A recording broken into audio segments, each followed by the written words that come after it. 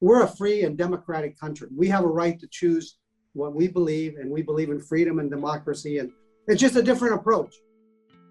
China has been feeling the heat from all parts of the world. The USA has been a nightmare for it in the last few years. India has literally thrashed it. Japan has been showing Xi Jinping his place time and again, and Australia has ripped multiple holes in the paper dragon's ego. What's more humiliating than this, Xi Jinping may ask? Well, the tiny island nation of Palau too has taken a dig at China now, and gloriously so. Hi, and welcome to TFI Global, the foreign affairs and geopolitical analysis arm of the TFI Media Group.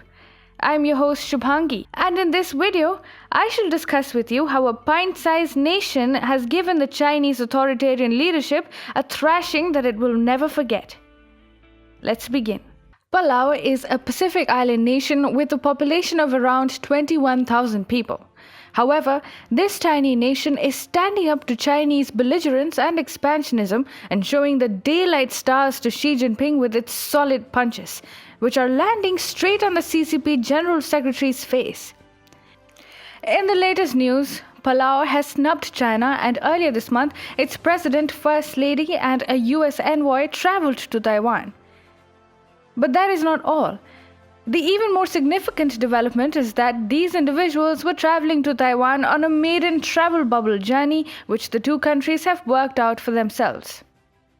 The travel bubble system will allow tourists from Taiwan and Palau to visit each other's countries at a time when the global tourism industry continues to be in a standstill owing to the Chinese pandemic. Importantly, the Pacific nation of Palau is one of just 15 countries that still recognize Taiwan over China. Make no mistake, Palau might be a small nation, but as reported by TFI, it is a very significant island nation in the Pacific Ocean. And its peculiar positioning in the southwest of the Philippines makes it a good launchpad for any operations in the East China Sea and the South China Sea, as well as anywhere in the Southeast Asia region.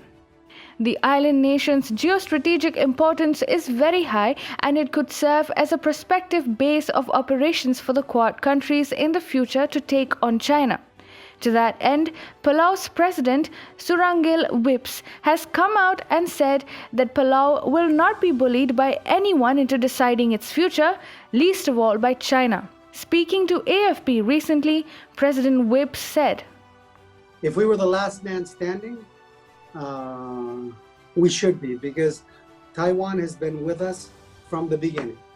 I've had meetings with them, and the first thing they said to me before on a phone call was, "What you're doing is illegal. Recognizing Taiwan is illegal. You need to stop it."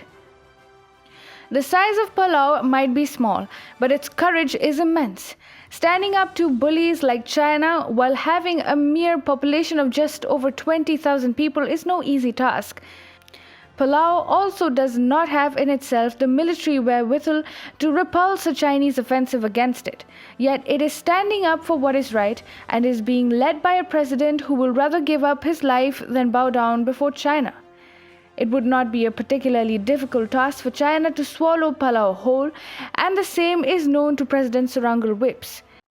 China, however, would not dare to invade Palau.